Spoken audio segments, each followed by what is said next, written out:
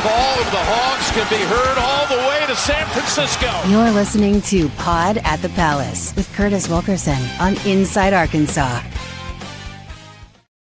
And welcome in to the Pod at the Palace post-game live reaction show presented by Saracen, Arkansas's #1 sports betting app. I'm Curtis Wilkerson, joined by Andrew Ellis with Inside Arkansas. We'll see everyone in Indianapolis at the Final Four. Go ahead and book your tickets, get your reservations for St. Elmo's, and we'll meet you there. We'll have an Inside Arkansas gathering down there. Just kidding. We're going to do what we said we were going to do, which is not overreact too much, but man, oh man, did Arkansas look good tonight in an 89-61 exhibition destruction, domination, whatever you want to call it, over a Cincinnati team that just went on the road and beat a top 10 Michigan squad earlier in the week. So, Andrew, my man, let's get your initial thoughts on a night where we saw this Razorback team debut against somebody else for a change, and you're led by Darius Akuff Jr., the freshman, with 17 points. No, actually, Malik Thomas passed him in the end. 18 points from Malik Thomas. My bold prediction was that Arkansas will be led in scoring by the two freshmen, by the way. So Leak with 18, Akuff with 17. But my goodness, you had 15 out of TB, 13 from Carter Knox, 10 from Billy Richmond. Everybody ate. Elmer scored. It was a good night at Bud Walton Arena. Yeah, if you look up went according to plan in the dictionary, you would look like this game right here. I mean, it could not have gone better. I told you ahead of time, Curtis, that I was already kind of starting to get a little tummy ache from the Kool-Aid I had been drinking leading up to this season. And I knew if Arkansas won, even by one, if Arkansas had won out there 58-57 and won this game, Curtis, I would have come to this postgame and been very encouraged and been like, they looked awesome. I would have made excuses for everything. I'm really glad I don't even have to do that, man. Like, they looked awesome, and I think everyone, even the biggest haters, can look at this and say, hey, this is an impressive performance. Now, they don't give you gold stars for winning these exhibition games, so we're not going to pretend that this necessarily means anything moving forward. We'll also see how they look in their second exhibition game because we know we saw what happened last year. But, man, just really encouraging, and it's what we expected because we felt like this Razorback team was ahead of schedule compared to last year's team. Sure, they're more talented and a better team on paper overall, and we'll get to that. But we just felt like with where they were at on October 24th would be ahead of where they were last year, even when they beat a Kansas team, when you didn't have most of your team practice and didn't have a really fully healthy, ready-to-roll roster.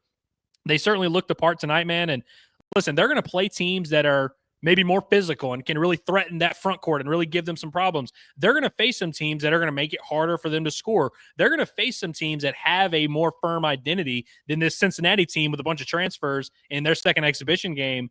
But also, Arkansas is going to be able to do what they did tonight. And I don't just mean win comfortably. I mean completely overwhelm an opponent with their length, with their size, with their physicality, with their athleticism. Like, Arkansas and Cincinnati could play 150 times. Arkansas would win 150 times. Like, they're at that stage right now where they can roll the balls out there and pretty much blow out the vast majority of the country right now. Like, there will be teams that will give them some challenges, but make no mistake, like, this is going to happen a lot in non-conference play. It might not happen on Thanksgiving Day. It might not happen when you go to the Barclays, but like, Arkansas is going to be able to do what they did tonight to a lot of teams. And I don't know if that was necessarily true last year. Not to say that last year's roster wasn't talented, but I didn't feel like they were in a spot up until really like January, February, where they could really overwhelm actual basketball teams.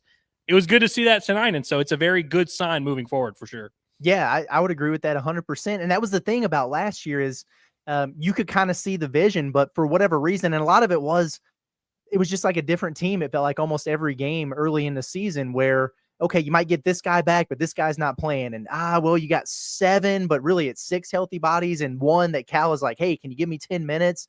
And they would take the foot off the gas. So we didn't see them just throttle anyone really last year. I think they beat Oakland by 30.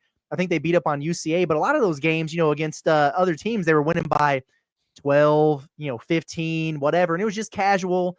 It was never in doubt, but they weren't getting the style points like they did tonight. And so it was nice to see Arkansas just absolutely destroy somebody. And this is a Cincinnati team. I know they didn't look it tonight, but that's a projected NCAA tournament team that just went on the road to Ann Arbor and beat Michigan.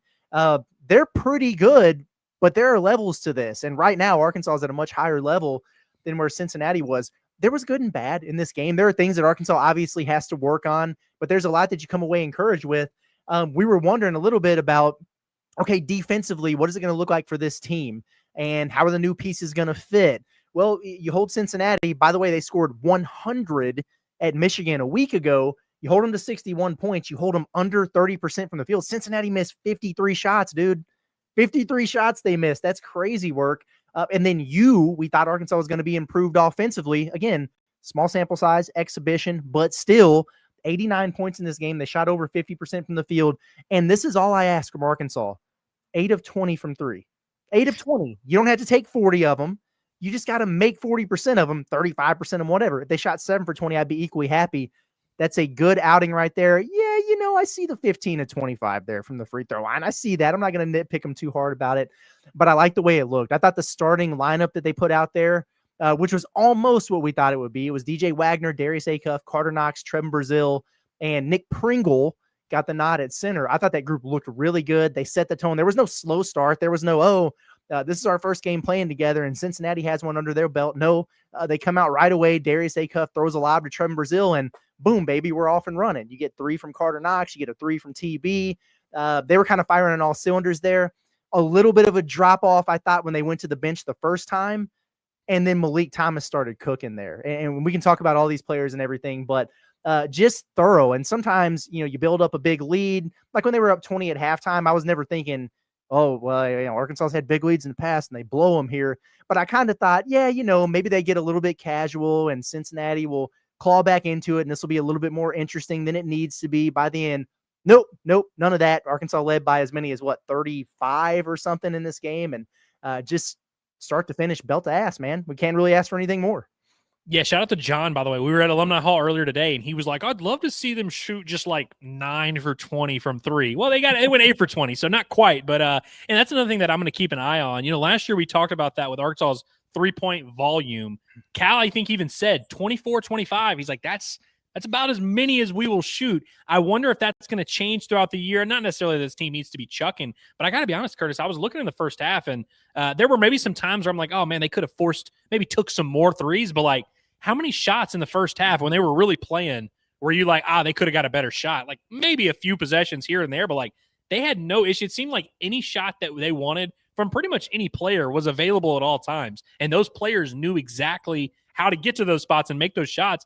And you mentioned the lineup combinations. I thought that's going to be the most compelling thing that happens in this next, 2 months or so is how often do those two freshmen play together? How do those guys gel with DJ? How much do we see Carter at the 4? Like how they mix and match that. But it seemed like their rotation, some guys seemed better than others. And, I'm sure if we weren't crunch the numbers, there would maybe be some lineup combos that didn't work as well. But like, I felt like it didn't really matter what the rotation was when there was Billy out there. He played well with those freshmen. DJ had no problem, by the way, deferring to both of those freshmen today, which is a very veteran choice, kind of like we saw Devo make a lot.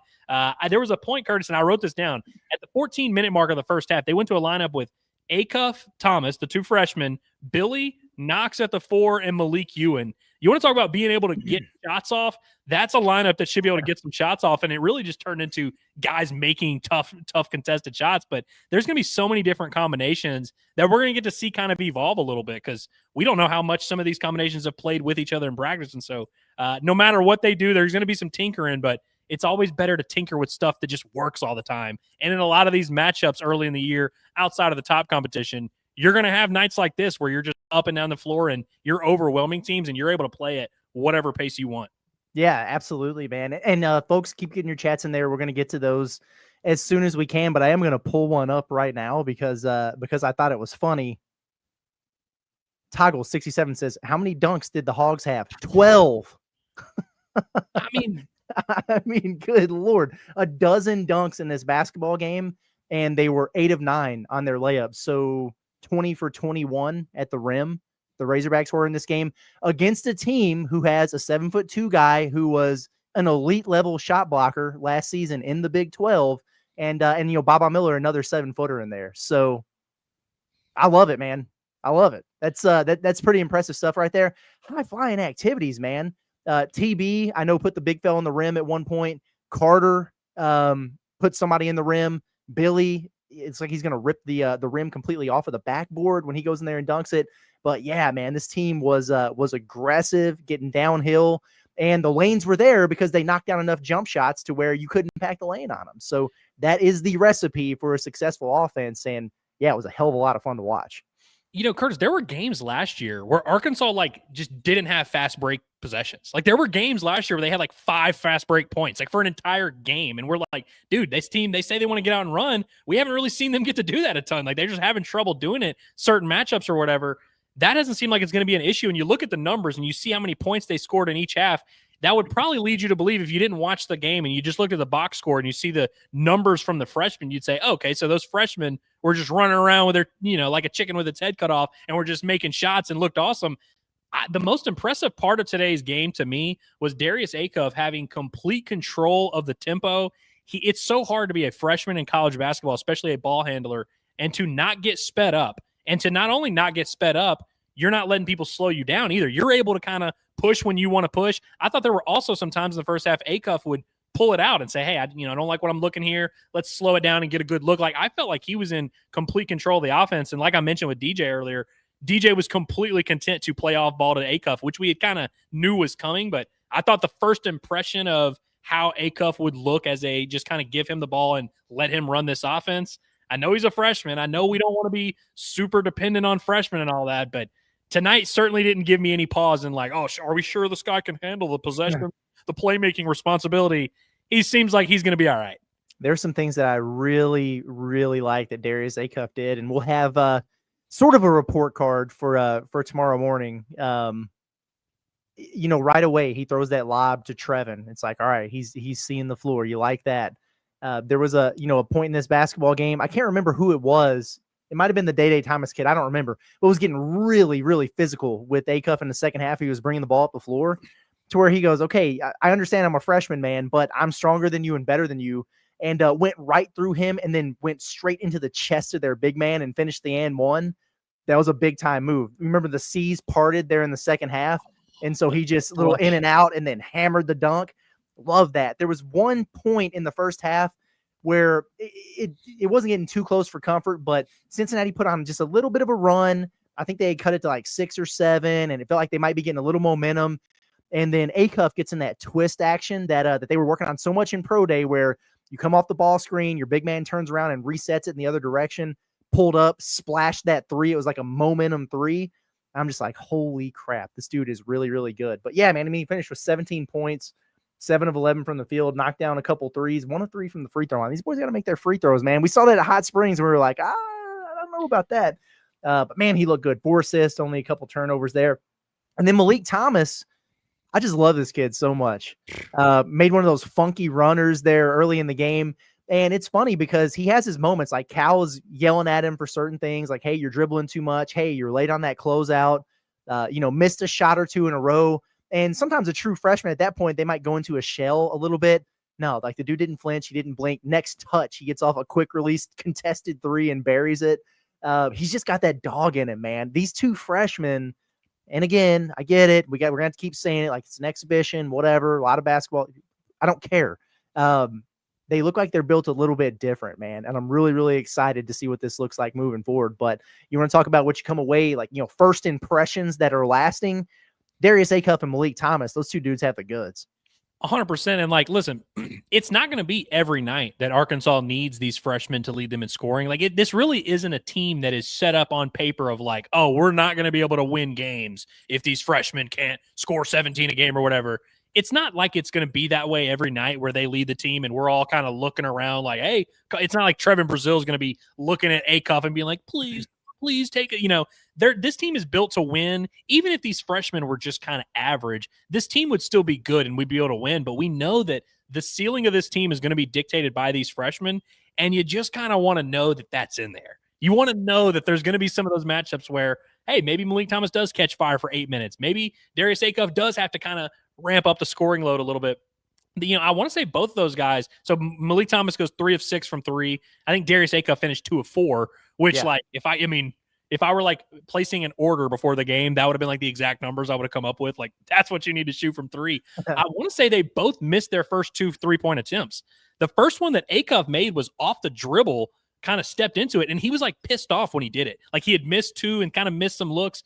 That takes a lot of confidence for a freshman to take an off the dribble pull up 3 after you've missed 2 before that, and then just buries it listen, these guys are going to have moments where they maybe look like freshmen. I'm sure they'll have a game where it's just not the right matchup for them. But I really, if you wanted me to not be wanted me to be concerned about this team being too dependent on their freshmen, that's the thing you hear about Coach Calipari sometimes. I just don't think these are the two kids I'm going to be worried about. And I also, like I said, don't believe this team is like incapable of winning if these freshmen aren't great every night. Yeah, I'm with you, and it's pretty encouraging to see this go down the way that it did. You mentioned DJ Wagner and his willingness to defer a little bit to these guys and let them cook, because you kind of know what you're going to get out of DJ. And you didn't get your 10, 12, 13 points like you can pretty much pencil in every night. What did he finish with in this game? Let me look. 2 points. DJ had 1 bucket. Malik Ewan, who and he kind of, if there was one guy who I thought looked a little bit uneven tonight, it was probably him. Just a little bit casual, trying to force a couple things there. He's gonna be fine, but he goes 1 of 5 in this game. That's a dude who's probably going to be a double-digit scorer for you. You still score 89 points in this basketball game, and that's I think that's a good sign for Arkansas. Trevin Brazile, we kept talking, all summer about everything we've been hearing about TB, what we've been seeing from him, new and improved, different player. And he wasn't perfect in this game, man, but 15 points. He was 6 of 10 from the field, stepped into that NBA 3. He had some powerful dunks. I thought he looked pretty good in there. I know Cal's probably going to be mad that he didn't get more rebounds than he did or whatever, but because he said he needs to be a walking double-double with 4 to 5 blocks a game. Well, 15 points, 5 rebounds, 3 blocks. So he has fallen short of expectations, but he only played 24 minutes in the basketball game. So he's going to be good for it. But hell, I thought Carter looked good, looked confident. He's stepping into that mid-range, and you feel like it's going in when he puts it up. He had the dunk over the top of, I want to say it was Abayev. That was really impressive. He knocked down a 3. You could go completely on down the list here. Billy Richmond, I was worried about him too at the beginning, Andrew, because he had 2 turnovers and 2 touches, and he was already yapping at one of their players, and I was like, oh man, Bill's in his head. No, he's fine. He's just has like 5 dunks in the basketball game. That might have been every one of his points. I don't know, but fun time, man, at Bud Walton Arena. The guys look good. They got after it. It's a nice confidence boost. I'm going to be anxious to see how they, take a little bit of success and then, watch the film, see if they get a little bit better with a quote unquote short turnaround. I'm sure they'll go down to Memphis on Sunday, and then they play the Tigers on Monday there. Listen, I wasn't going to come out of this game worried about Billy Richmond no matter what, but I got to say, he did kind of no-show the tip-off tour in Hot Springs, kind of just took that day off, which again, I don't really care. I'm not going to lose sleep over it. But if Billy had stunk in this game, I maybe would have put up at least an antenna of a red flag of like, hey, maybe there's something there. You mentioned TB. I think there's something powerful, clearly with Trevin Brazile. Mentally, it's always between the ears. We've known that about him for years. I think there's something powerful because you remember whenever Muss had him that one year and he was like basically playing the 3, and you could kind of tell like, hey, this isn't the right mental approach he needs to view himself as a 2 guard. And then sometimes you kind of need him to have that physicality of like, hey, view yourself like a big guy and play that way, and that'll kind of bring out a different level of you. We'll talk. I think this is now the time to talk about the starting lineup thing, by the way. But I thought the good thing I liked about having Pringle there next to him is it allows Brazile to kind of just be himself, which is an inside-outside threat. He kind of needs to be shades of both of that. Kind of that stretch 4, I feel like, is his niche. And maybe with Ewan, maybe he would view it differently. But I felt like just initial reactions, first time seeing that starting lineup with him and Pringle, I do like it. I'm not necessarily saying like, hey, that needs to be it. Although shout out to our girl Tamara who called that. But I did like my initial look at it. But I got to be honest, there wasn't a lineup combination that I was like, nah, I hate that. I'm with you. Yeah, and Nick Pringle started. He only played 11 minutes. I wish he'd have played 11 more. He's fun, man. Like, he's not the like the most offensively skilled guy in the world, but damn it, he plays hard. He set one of the hardest screens I've ever seen early in that game. And you just can't move him, man. I would get so frustrated last year. It's like, Big Z, bro, you are 7'2", and you can't get a defensive rebound because anybody who puts their rear end on you for a box out, you're getting shoved underneath the rim or outside of the paint. These guys are coming across the lane and hitting Nick Pringle with their body, and he's not moving, man. It's like a brick wall in there. That dude is strong, and he's athletic. Had some really good moments with post defense, and that's another thing. You wonder, about Arkansas's shot blocking comparatively speaking to last year. Well, there's more than one way to protect the rim, right? Trevin Brazile is going to get you blocks in there around the rim. Nick Pringle is just a wall in there, man. And so, like, they've got their 7'2" guy he was trying to get into his chest and get off a jump hook. He can't even get the shot off because Pringle's knocking him off balance by just simply standing there. And I love that about him. So it was good. It was fun to watch. It was good to see Isaiah Sealy in there. I think that's about right. So Arkansas goes to their bench the first time and they bring in Malik Thomas, Malik Ewan, and Billy Richmond. And then the second rotation off the bench is when they brought Sealy in. So you give him a little bit of run, see what he's got. And they got him in there more throughout the course of the game. But I think that's what it's going to look like, where you've got that group of 8 that's going to play a vast majority of the minutes for you. But you have that 9th man that you got some confidence in to, hey, if somebody picks up 2 fouls, Sealy's going to get a little bit more burn. But you get him a rotation in the first half, see how it looks. If you like the matchups, you can go back to him a little bit later. There's going to be some games where he gets that one, he plays 3 or 4 minutes, and that's his night. And there's going to be other nights where he plays 10, 12, 15 minutes out of necessity, but he's going to be fine. Looks like a freshman that's capable of contributing to the team. Shout out to Amir Brown for getting out there late. Shout out to Elmer for getting a free throw at a baby. Love to see it. Who else was out there? Carlette was out there for a couple minutes. Everybody got in, I guess, besides Paolo, and I'm still not sure if he's actually redshirting or not. Like, we've heard that, but then he was going through the full warm-ups with the guys, and it's just it's a little bit unclear. I assume if he was available to play, they probably would have put him out there, though. I mean, and also it's like you don't necessarily have to make that decision right now, right? No, like you technically can make that decision whenever. Yeah, you mentioned the rotations and how it went about how you expected it to go. Like if I had showed you this box score and the minutes distribution and the rotation schedule, you would have probably just nodded your head. You wouldn't have been like, whoa, what the heck? I can't remember a time over the last 5 or 6 years, Curtis, where we've been at this point of the season and the rotation is pretty much as, there's going to be certain nights where it maybe changes and fluctuates and foul trouble here, but like it's going to stay relatively the same. Sealy kind of has that 9th man, that swing man. Jaden has the 10th man potentially. Maybe he'll get in non-conference, but you just know who the 8 or 9 guys are on this team.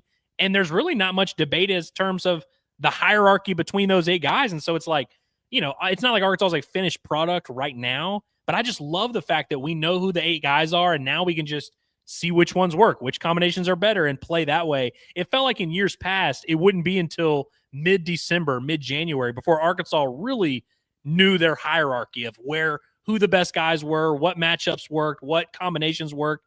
I'm not saying they're finished, that they already figured it out and it's solved, but I feel like we're just a lot closer than we've been this time of year in years past. Yeah, I think so too. And the other thing about it is, as they continue to try to figure it out, like there were some combinations tonight where, like it just felt a little bit more maybe stagnant, or they didn't have quite as much, continuity and flow within the offense. But Arkansas's just got a team to where they've got guys who can go get buckets. Like when that stuff was happening, Darius Akuff would just make a play, or you get to Malik Thomas and he would make a shot. Like you just have a lot of different options. Way more playmaking ability. It feels like, in the one exhibition sample size here than Arkansas had last year. And I'm excited about it, man.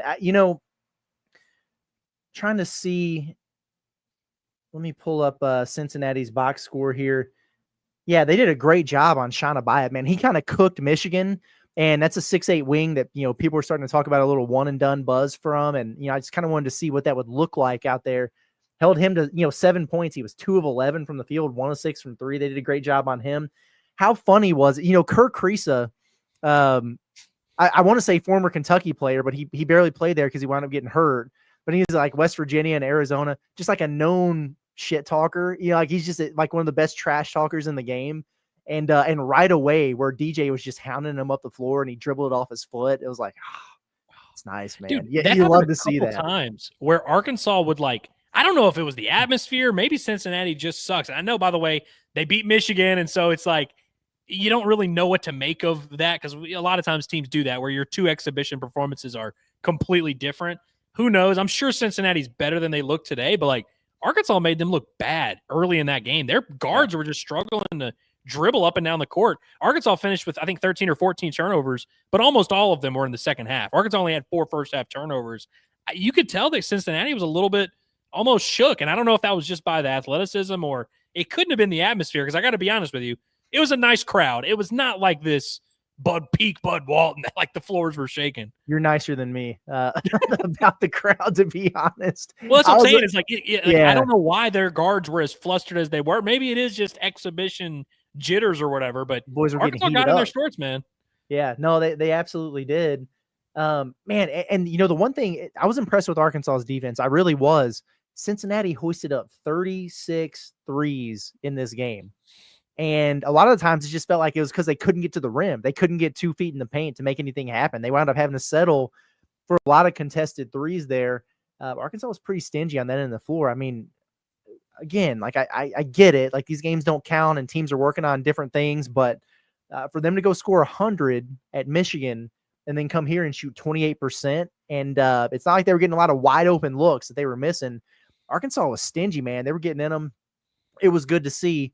I guess we need to get to do we need to get to the chat? Like we're 26 minutes in. We usually try to do it by the 20-minute mark. And we've only got 1,000 people in here watching, Curtis. That's it. We might as well get to the chat. You know what I'm seeing? I'm seeing a lot of people. I just kind of glance over at the chat every now and then, and it seems like there might be a couple Kentucky fans in here that most of our chat is yelling at. Kentucky got to win. They beat Purdue, right? I think so. Today. Okay. Nobody knows. Who knows? Yeah. Is that the word? Maybe it is. Maybe it's not. Hey, before we do that though, let's talk about insurance. Everybody's favorite. Nobody wants to deal with the hassle of shopping around. That's why I use and recommend OZK Insurance. They're based right here in Arkansas, and they shop multiple carriers to find the best coverage and price for you, whether it's home, auto, business, you name it. Saturdays at Razorback Stadium or everyday life, you want protection that you can count on. With over 600 five-star Google reviews, maybe OZK Insurance is exactly that. Count on OZK Insurance. Get a free online quote at ozkinsurance.com or call 479-715-4200. It's OZK Insurance, protection made simple. Boom. Are people sleeping on... Do we want people to keep sleeping on Darius Akuff? I guess is the better question to ask, because it's just like every time you see a list of freshmen come out or, impact newcomers or whatever, I see, 8, 9, 10 freshmen, and sometimes Akuff's not even on the list, or sometimes he's way down. Do people forget that he was the #1 point guard in his class? Like this dude he has the goods. And if he's going to be the under the radar star, I guess that's fine. But I don't know, man. People are going to be woke to that pretty soon. He looks damn good to me. They are, but I'll tell you, Curtis, does a lion have to tell you that it's a lion? Or do you just kind of see the mane, you see the way it's walking around, you see the confidence, you see the decision-making ability, you see the passing, the playmaking. Okay, maybe not a lion. Now I'm losing it. But you don't have to say it. I'm okay with that, man. I'm okay, and I do think it's fitting for his personality because, once again, I've said this 1,000 times now, but, like, he's not one of those guys who, like, wakes up every day and he's like, oh, I have to prove myself. I have to prove to these fans. He's just in control, going at his own pace. I don't think it bothers him one bit that people are sleeping on him. Let's get into this chat. I mean, we're going to start with the super chats and then we'll get to some other things here, but no better way to stop from Wonder Bread. Billy, stop it. That's what I was saying right away when he had a couple turnovers and he was out there yapping. I'm like, come on, man. I said this exact phrase probably 3 or 4 times before I had to lean over to Hillary and explain the meme and be like, well, there was this time we beat Kentucky and it was really cool, and had to explain it to her. But no, I love. Is there anything more fun than screaming, Billy, stop it, after he dunks? There's legitimately not. Great. No, it doesn't get any better than that, man. Stripius is in here. We appreciate the super chat, buddy. He says, blessings to the Hogs basketball team for the ointment for my soul. I am fortified going into the Auburn football game. They can't hurt me now. I feel this.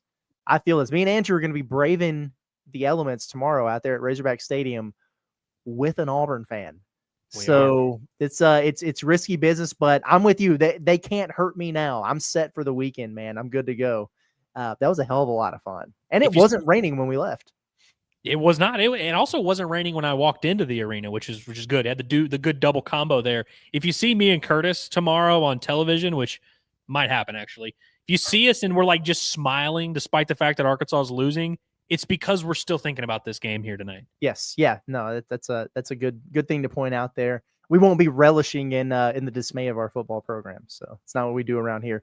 Hayden Ulmer says plus 2,500 to win the title, putting my 401k on it. How about that? Are those the odds you can get over at Bet Saracen? Maybe so. Hayden, keep that $30 and put it somewhere safe. Okay.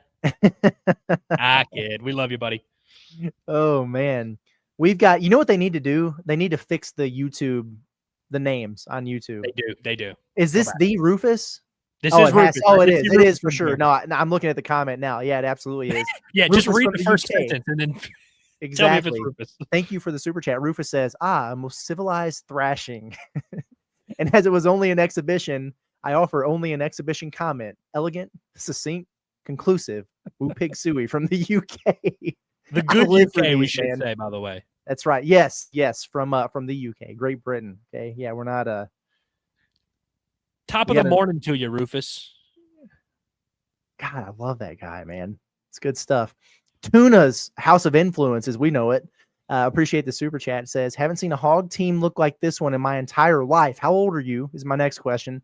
The potential is real if defense and efforts stays. Not trying to overreact, but I can see the vision. This team is legit. Akuff over Thomas, or hang on. Thomas over Akuff. Akuff. Yeah, it was reverse there. Barely. Yeah, hell, I mean, flip a coin, honestly. And, that's the thing with this team. And I've gone out on a limb and said it, and I know it's something that could get, aggregated or come back to bite me or whatever, but I do have a feeling about this team. I have since they put it together. I have since the first time we got to go watch them at a practice. The potential is there. And sometimes we think that and we hope that and we want to believe it, but it's really not. Sometimes you just feel like, how many times have we gone into a year and gotten at a certain point and go, damn it, man, they're really good, but they're a piece away, And I feel like I said that a lot with Eric Musselman's teams. This team does feel different to me. And I think they got a lot of great pieces, and the ceiling for this group, it is a Final Four national championship caliber program. Are they going to do all the things they need to do to get there? Are they going to stay healthy? Is it all going to click? Is it going to fall into place? Are you going to have the luck where you need the luck? Because that's a part of it.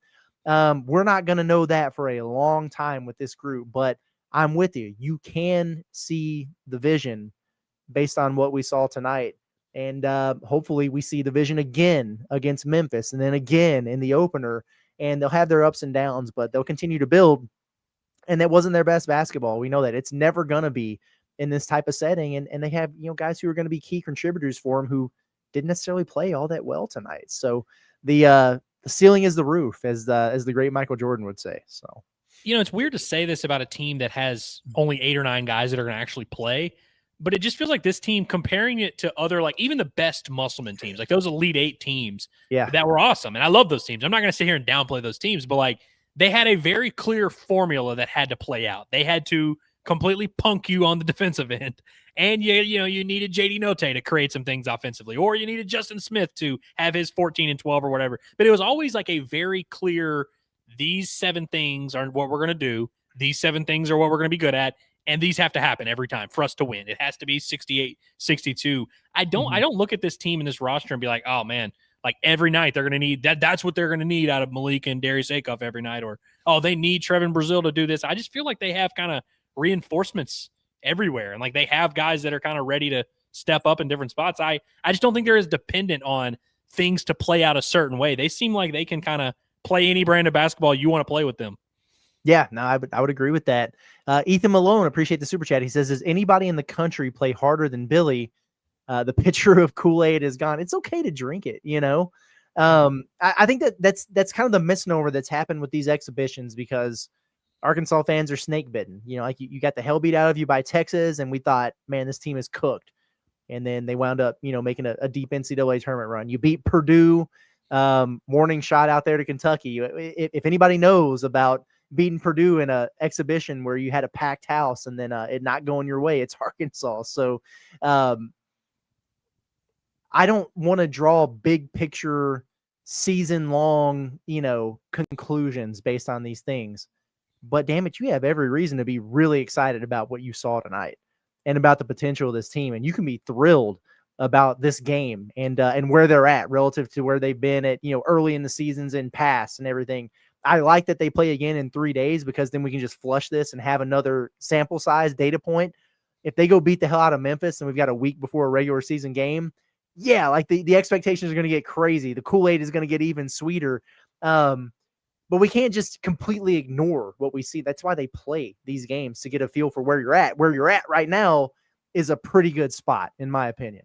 As well said. Like we're obviously not of the impression that like this is Arkansas's final form and like this is proof that they're going to the Final Four. Like we understand there's things you got to go do, but it is going to be funny to watch the detractors, whether that be Jeff Goodman or Norlander or the entire state of Kentucky or whoever, that are going to look at this and be like, it's actually bad that Arkansas beat Cincinnati by 150. Like it's actually not good. It's like it's not the end of the world. It doesn't mean that you won everything, but it's like it's unequivocally, without a doubt, a very good sign. We agree on that. Yes. Exclusive carts. Appreciate it. Says, so is it still not a top 10 backcourt? I'm trying to remember who put out that list.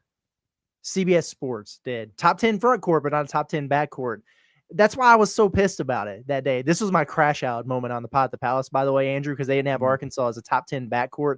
And it wasn't even that. They didn't even have him as honorable mention, but he had Mississippi State in the honorable mention. And I just lost it, man. Sometimes you lose your cool. You see red. You say things you mean, but that you probably shouldn't say out loud. That's what happened there.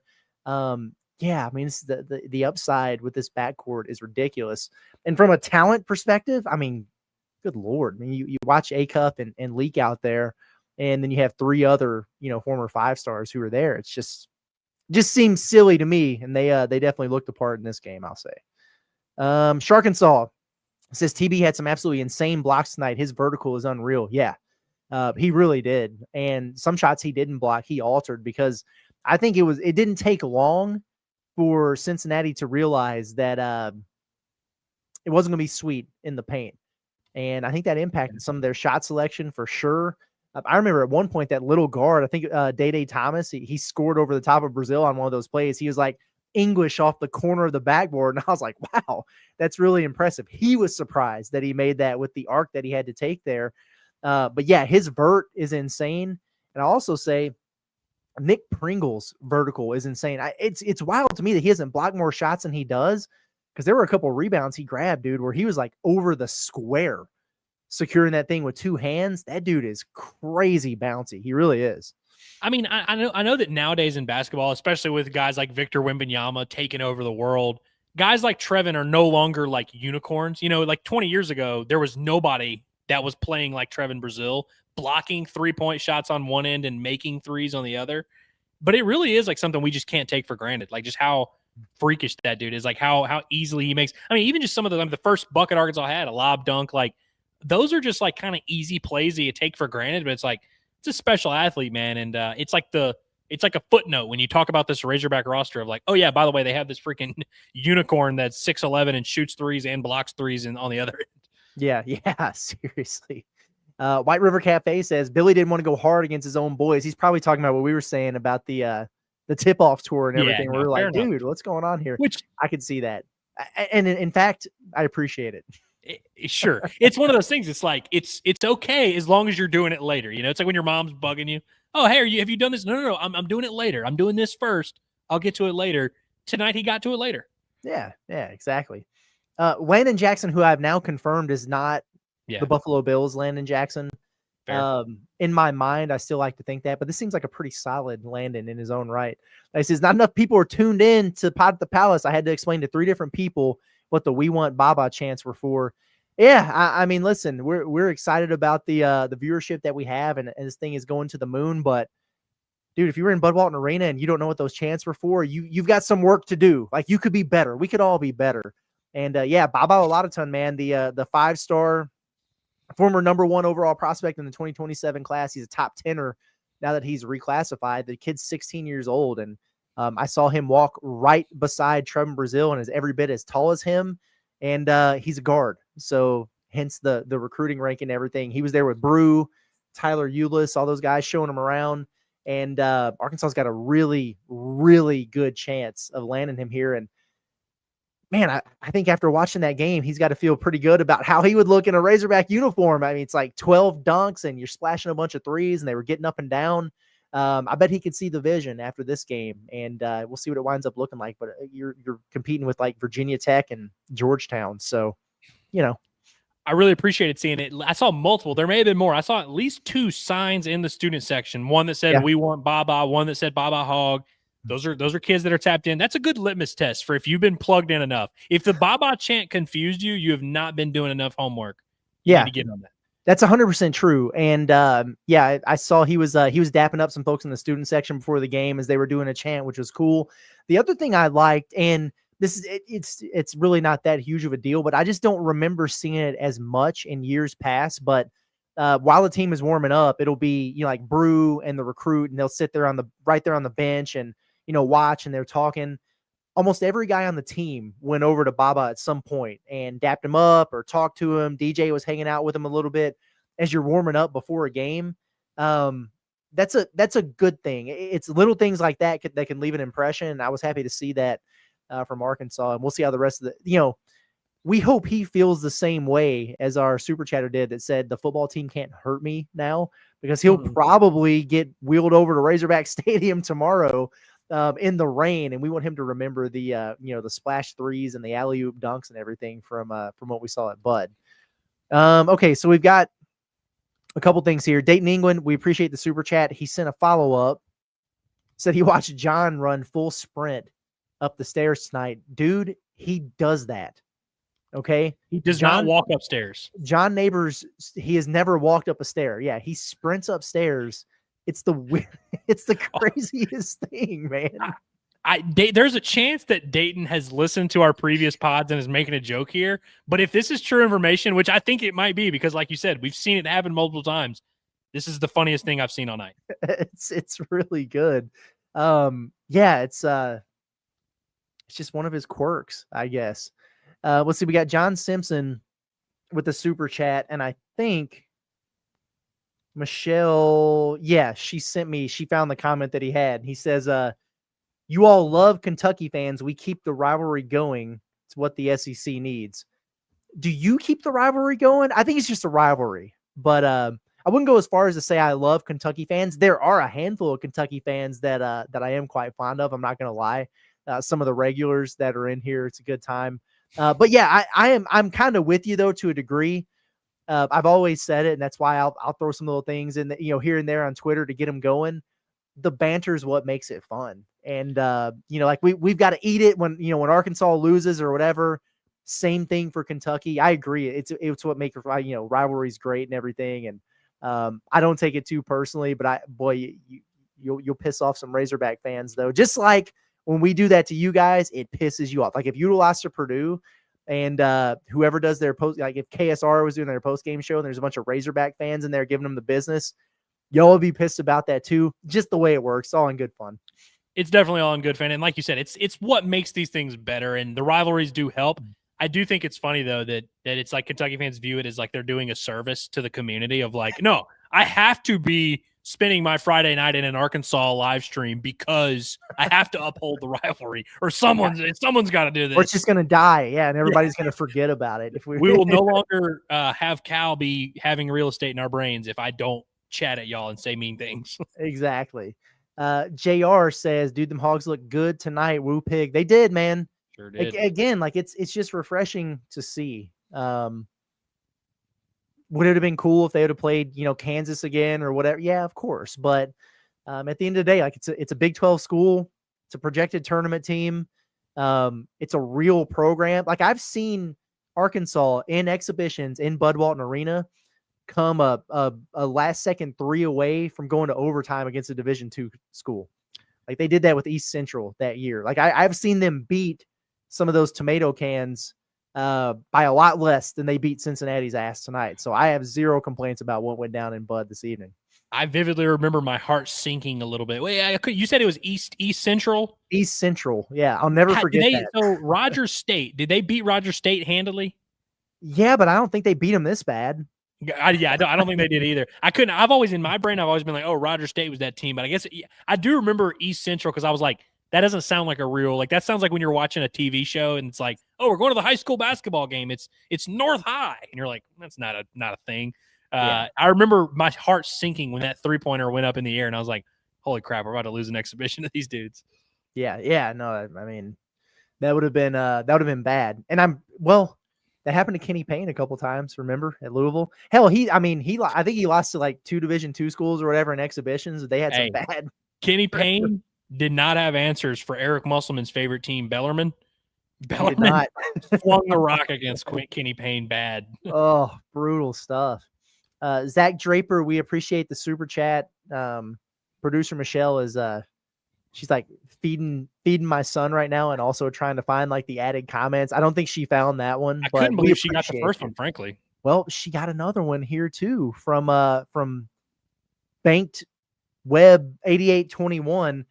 His follow-up comment was Akuff's got a little Allen Iverson in him. There it is. That comment earlier. I like that. So what do we think about that, man? I like that. I like that. I mean, perhaps it's just the braids. But I will say that one thing, the one trait that I really do think him and AI share is when they get downhill, they're so physical. Like for a small guy, like they are very physical at the rim. I don't know if he's going to be posterizing people like AI, although we did see a little bit of dunking from. Is that going to be the final in-game dunk, not on a transition from Darius Akuff? I don't think it is. You think he's going to? Dude, that was a straight up half court. There were 5 defenders all around, and he dunked in a half court setting. That's notable. No, he seems pretty damn bouncy to me. So maybe we'll get some more of that. I hope he dunks on somebody. Just put somebody in the rim. Crypto Hog, goodness gracious, we appreciate you. Said, "Sup, dudes? Go Hogs! Sup, brother?" And yeah, go Hogs indeed. A fun night, man, at Bud. That was cool. Also, okay, 2 things. We're gonna talk crowd and atmosphere for just a second here. One, I'm not sure if you were there like right before tip off or not when they did the new hype video. Yeah, better than last year's, I think. I would agree. I'll look forward to when they have more clips to share because like they showed some clips of TB and everybody, but there's a lot of guy holding the basketball, reading the magazine. You know, once they play 3 or 4 games and they have some highlights to throw in there, it'll be better. But I'm with you. It got me going. They can take out a couple of the clips they had from primetime at the Palace of like the new guys, and they can act. I saw practice jerseys in there. Yeah, we don't need practice jerseys in the hype video. Exactly, but I liked it. I thought it was the ball good. Like this, where he's like pointing. He's got the ball in his hand. Give me that in my hype video over practice footage. Yeah. Oh, by the way, John Simpson from that super chat earlier, the follow-up was he's saying, no, I was saying it's just, okay, I got it. He said, I was saying it's just good for the sport. I follow you all just like I do UK, not in football by no means. It's all in fun, nothing personal. I love Cal. He brought UK back. Okay, gotcha. We're on the same page, I think. Yeah, we're on the same page. Yeah, we rock with you, brother. We're good with the rivalry here and the good fun. We definitely. I mean, it makes it more fun, man. It just gives us stakes, gives us interest, man. No, definitely not going to complain about it. Oh, the other thing I wanted to bring up real quick, and John was talking to me about this when I was down there with him, and I think Daniel Shee tweeted about it. But I guess at some point during a timeout, the MC was down there and he was trying to do like cheer if you want this, cheer for this song, or then cheer for the, and then like literally no one in Bud Walton Arena paid attention to what was going on. I thought that was hilarious. Like, I'm not gonna lie, hilarious. I was wondering what happened because like I was hearing him and could hear, but like I was even like the people around me were not hearing it. I don't know what happened there, but that was pretty funny. I saw Daniel Shee out in the wild today on the road walking to Bud. He does that, man. Did you pick him up? I did not because I was like driving. I would have had to like it was on MLK. He was like walking on. Okay. I would have had to like slam on the brakes, and I just Steve Bardwell, we appreciate you. This is I don't know how the super chats work, but like we get a lot of 499s or whatever. He gives us 501. That's good stuff. Be right a little there. rock, right? Yeah, I like that. He says hope Ewan gets a few more chances to score down low or draw doubles versus Memphis. I guess Joe Klein said Memphis State, which I appreciate that. Yeah, it was some of it was Ewan's own doing, but there were I think he was trying to force a little bit too.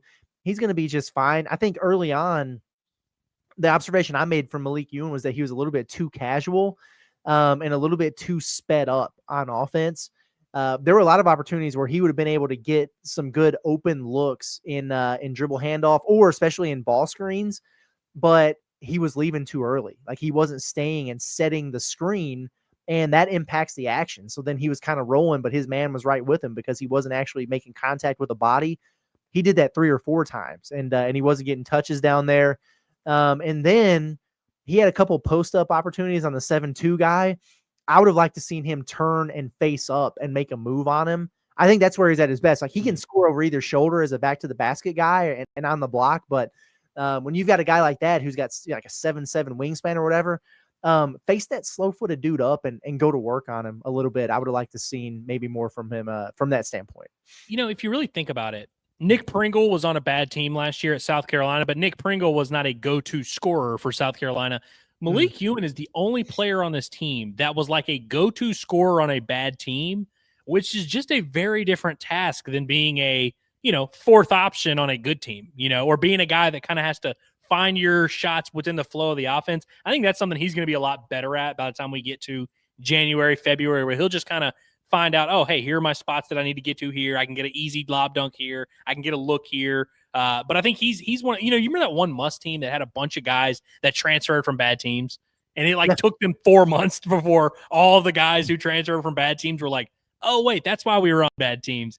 I think Ewan's kind of the only guy that's in that context where he has not some bad habits, but it's just a very different way. I mean, he scored 14 a game last year. It's a little bit different when they're just dumping it into you compared to when you actually have to go find your looks within the flow of other good players. Mm-hmm. Yeah, no, that's true. Oh, and by the way, I see you uploaded it, Curtis. Yeah. I also uploaded it in the overlays.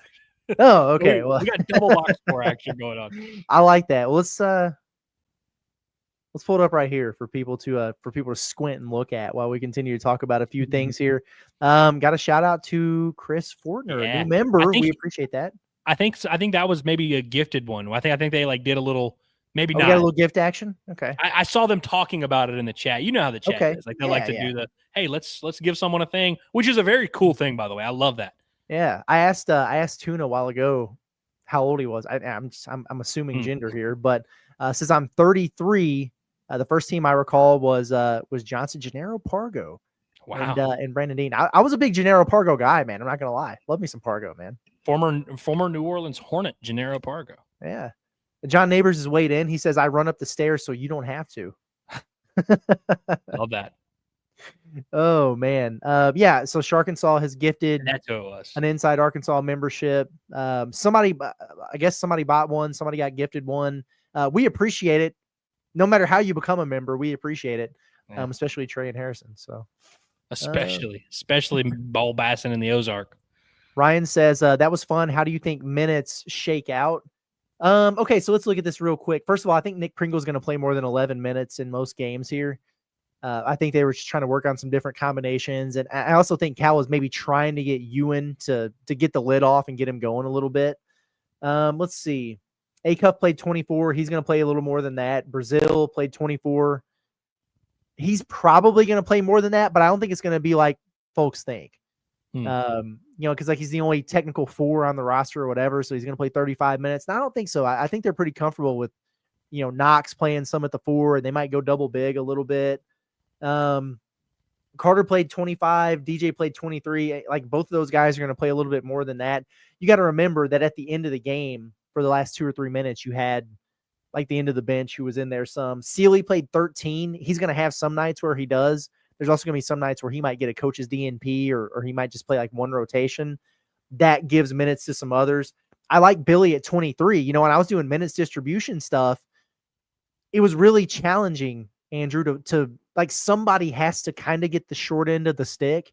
And most of the times that I would go through it, it would just come back to Billy where he was playing, only 18 to 20 or whatever.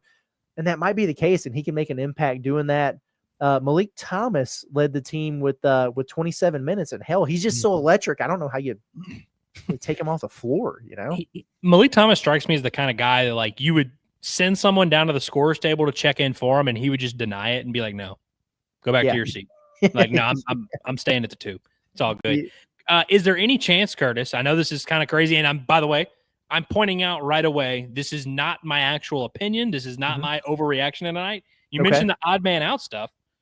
Is there any chance it's DJ Wagner? I don't think so. Same, but the path to it is way more wide open. But I do think DJ did the Devo thing tonight, where he almost intentionally is I'm not going to be ball dominant. I'm not going to chuck a bunch of shots. I'm just going to kind of chill, let these other guys have their moment. I also think, we're probably just assuming because, he played so much as a as a freshman for Cal at Kentucky, and we know they had Reed and Rob, whatever. But then he played the most minutes in the SEC last season. It was kind of out of necessity, but they couldn't take him off the floor. How many times was Cal like, I can't play DJ 20 minutes in the second half, and then he would do it the next night? He didn't really have a choice. So I think we see that, and so automatically it's hard not to look at it and be like, okay, DJ's going to get 32 minutes a game, but maybe the best version of him, because he was worn out at some point, down the stretch of the season and then late in games, maybe it's 26, 27, 28 minutes. And that's, 6 to 8 minutes that you can give to somebody else. So maybe it really is a situation where you don't have to play him the entire damn game. And it opens up more for the rest of this backcourt. Dave Van Horn does this thing every single season. He does this bit in the press conference, and he acts like it's the first time he's done it, where he'll have a game where he pulls his Friday night starter after 5 innings, and it's in March. And they'll ask him about it post game, and he'll say, well, I looked at him and I said, hey, I'll need that inning in June. I'll let you get that inning back later. Like, I'm pulling you now, intentionally hoping to save you for another outing where you're going to go an extra inning. Maybe Cal has to give him that speech when he takes him out with like 9:34 in the second half, and he's like, hey, I'm going to get you that 4-minute stint in March. Yeah. That might be the case. Bench says, I'm not overreacting or anything, but we just watched the 25-26 national champs beat the hell out of Cincy. I hope you're right, man. I like that. I hope you're right. There's nothing I would love more than to be in Indianapolis for a Final Four. I'll tell you that right now. There's Banked Webb again. He says, I'm pledging $5 to the pod post game after every Hog win and $10 for every tournament win. I challenge Jordan to step up. Okay. Listen, this is awesome, and we will graciously accept, but don't feel like you have to do that. We really, really do appreciate it, honestly. That's awesome, but you don't have to do that. I was going to go the other direction, Curtis. 5 to 10 for a tournament. I feel like the gap should be bigger. Like for the tournament, win, like $10 for a tournament win. It's like, dude. Well, here's the thing: 4 tournament wins is a historically great season. Right. I just interviewed the dude from Pigpen Collective, and that thing's brand new. We'll see what happens with it and how it grows, and what that looks like down the road. But I was very conscious about leading into that on the pod of saying, listen, I'm not in the business of telling anybody what to do with their money. But actually what I wound up saying was, we really do appreciate like the super chats that everybody sends, but I'm never going to be the guy that's pandering for them. Like, I'm just happy that you listen and that you tune in, and that helps us too. Sure. But it's appreciated when you do it. So I can't go back on that now, even if it's in a joke, because somebody will point it out and be like, you hypocritical bastard. And I'd have to be like, yeah, you're right. I know, Curtis, that's my entire existence, is someone you can blame for anytime anyone's mad at you. Anytime anyone gets mad at you, you can just be like, no, it was actually Andrew that you're mad at. I'm going to keep that in mind. Does that work at home too? Yeah, it'll work. Okay. Michelle understands that. Yeah, okay, good. White River Cafe says, anyone know where to get tickets for the Memphis game, or are they sold out? I know they were on Ticketmaster. I think that's where they first went out. I don't know. I'll have to look at that a little bit more. They'll be on all the secondary ticket sites, but the thing that sucks about that is, like, you could have got lower bowl seats right before the game for $15 at Bud Walton Arena tonight, and there were people on like Game Time and other places that were selling them for $80, and so you'll wind up getting screwed with the fees and everything like that. I don't know. Like, is Memphis, are they selling them on their own site? I have no idea. I have to look. Oh. Let's see. I like this from Hog Milanese. Yeah, the Malik with the E's turned to threes is going to be a common theme, I think. Especially when he hits exactly 3 threes. Yeah. And he's probably going to do that. And if he hits 5, you just have to add a couple in that second stint. Yeah, that's exactly right. BDJB says, see y'all in ND. Hashtag Woo Pig Suey. You like that? There you go. That's pretty good stuff right there. I hope so.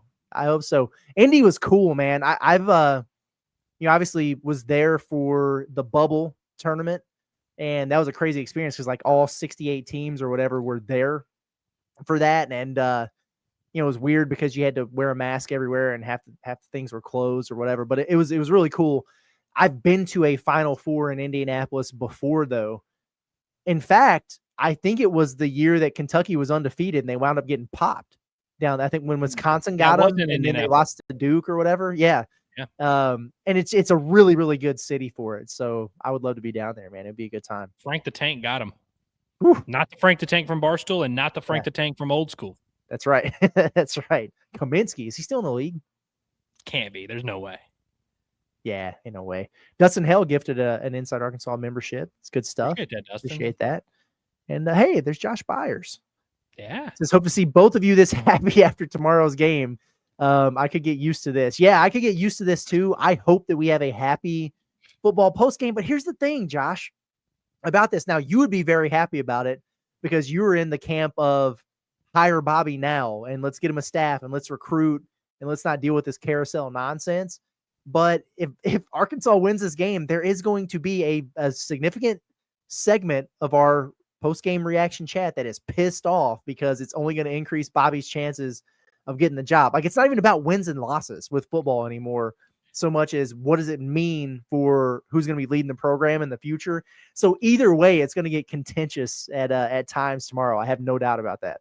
I'll also go ahead. I'll give you a spoiler for tomorrow's post-game. If Arkansas wins, there will be a section of the chat that is upset that we will have not written up the contract for Bobby and handed it to him.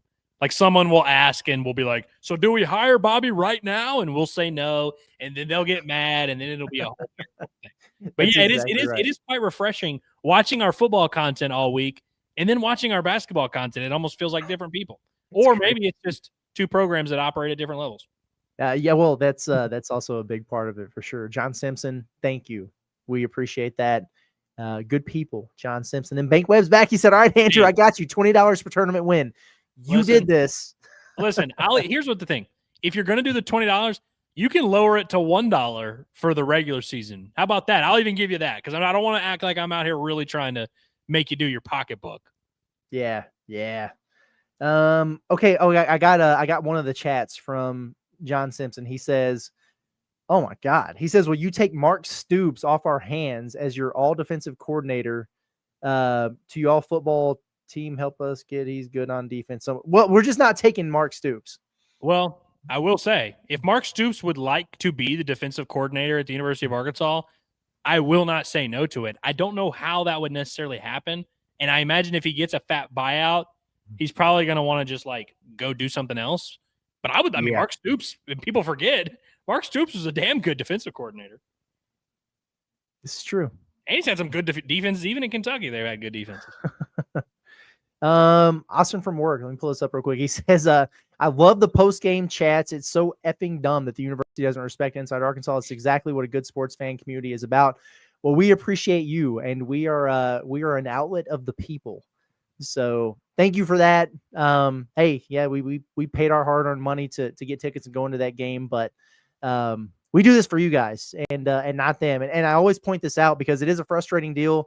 There's still newness to what we have going on, and there's some resistance to change over there. What we do is a little bit different, right, than what a lot of folks do in terms of writing their articles and everything. And there's a place for that, but there's also a place for us. And we're just really bullish that this is the direction that the industry is headed, and we feel like we might be a little bit out in front of it here in Arkansas. They'll figure that out soon enough. And it's also important to understand that, yeah, there's a couple folks or whatever over there that are holding us back a little bit from that standpoint right now, and that's okay. But it's not the coaches, and it's not the players, and it's not the team. We've got great relationships with a lot of people over there at the U of A. So growing pains, whatever, we'll figure it out. We'll be all right. But we do appreciate it. And yeah, we're happy that you guys appreciate what we do. And then finally, last one here, Sam Temple says, we still on for a 3 to 4 a.m. report card episode, Curtis? Yes, you are. In fact, as soon as I get off here, I'm going to get a little bit of something to eat because I haven't eaten anything yet. And then I'm probably going to crack open a cold one and just start riffing on a little report card. And whenever I'm done with it, I'm going to put it out there and you guys can listen to it before you listen to all of our football content tomorrow, because we would still like it if you did that. 8 a.m. is not, is it 8 a.m. that the football stream's going out? I think so. Yeah. I think that is right. I hope so. I'm pretty sure it's already scheduled. So it's an earlier game. Yeah. So it's an early game. We usually do 8 o'clock, I think. it is also like after you're done watching this on our channel, it does have the thing there, so that will tell you the actual time. But yeah, don't forget that because we do have it. I mean, listen, I know we're ignoring football, we're having fun here, but we do a lot of football content as well. Yeah. Final thoughts? Anything to get off your chest about this basketball program before we turn the page tomorrow? No, I mean, honestly, my final thoughts are similar to my opening thoughts in terms of like, I understand that this is not the end all be all. I understand that Cincinnati's not as bad as they look tonight. I understand that Arkansas, hey, might not even be as good as they look tonight. But I just don't think that what I saw tonight was like this. I don't think it was a case of Arkansas playing out of their minds, like playing awesome basketball. I think that was a case of we rolled the basketballs out there, and Arkansas is a lot better than Cincinnati. And, maybe they're not 30 points better, but they're very comfortably better. And I just love that this Razorback basketball team, with a lot of retention, with some veteran leadership on the team, year 2 under Cal, I'm glad that this program is at a point where going into the season, most of the country, not everybody, there's teams I'm sure that could beat Arkansas today, but pretty much 95% of the country, we could roll out the balls and Arkansas would comfortably beat most of them. I know that's a very simple statement. You think, oh, you're an SEC team, you should be able to beat anybody, any mid-major. That is just not the case year in and year out. If you don't believe me, I mean, we watched Eric Musselman's teams lose to UNC Greensboro and Bud Walton in November or whatever. I really am appreciative of that. And so it's not like I'm viewing this game as like confirmation that Arkansas is going to reach their ceiling, but I do think it's confirmation that the floor is really freaking high for this team. And I'm excited to see how high they can grow, but I'm very encouraged and trying really hard to be cool about this, Curtis, because I loved what I saw tonight. I know. Yeah, I'm with you on that standpoint too, man. And yeah, we think this is going to be a really, really good basketball team. And we've been saying that, and we're bullish about it. And I expected us to see a really good basketball team tonight. But hey, as far as first impressions go against a different opponent, they exceeded them for me in terms of expectations. So love it. Was good to see. And it was good to see everybody in here rocking with us in the chat. We certainly do appreciate you. Shout out to intern Cameron for rocking behind the scenes. Good people. Man, he's been a lifesaver for us in a lot of these post-game shows. Just kind of wrangling the chat and finding some good things for us to talk about. We really, really do appreciate that. And Andrew, appreciate you, man, for hopping in and rocking as always. We'll do this thing again tomorrow. So, hey, subscribe to the Inside Arkansas YouTube channel if you haven't done so already. Subscribe, or you need to get subscribed to all of our podcasts. You can find them Spotify, Apple, wherever you listen. And yeah, tune in for the report card. It'll be out a little bit later. Tune in for the pregame football show, the postgame football show, all those things Arkansas Razorback related. We got you covered here at Inside Arkansas. But for Andrew Ellis, it's been Curtis Wilkerson. This has been the Pod at the Palace postgame show. Arkansas is 0-0, but they did kick Cincinnati's ass tonight, and it was a beautiful thing. We'll see you guys next time.